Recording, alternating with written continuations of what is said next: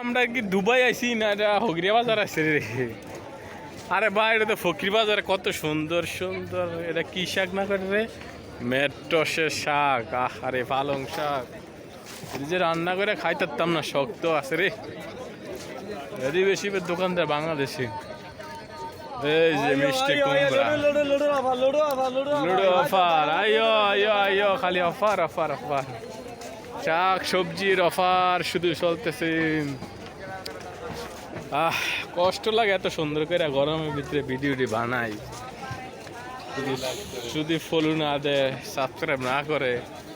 কত বিদেশে এত ফল ফ্রুট খাইতে খাইতে উড়ছে। এই আপেল, এই সে বিদেশি, এই যে দেশি, আর কত কিছু। কটার নাম করবো কোন, যেটা ভালো লাগে এটাই খাই নামটা নাকি।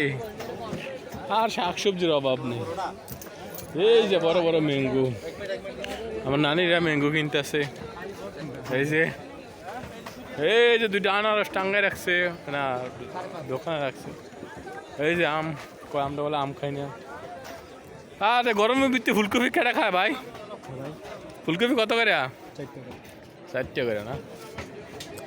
ওই আমার দেশি বই রয়েছে, মন খারাপ করে, কি কাস্টমার নাই।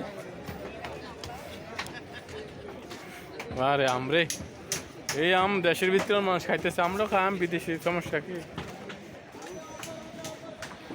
আমার এক দেশি ভাই আছে খাবার খাইতো, এই হোটেল, বাংলাদেশি হোটেল। হোটেলের ভিতরে কি মাছ, সাগরের মাছ সব। বাংলাদেশি হোটেলের ভিতরে রাখবো দেশি মাছ, দেশি খাবার।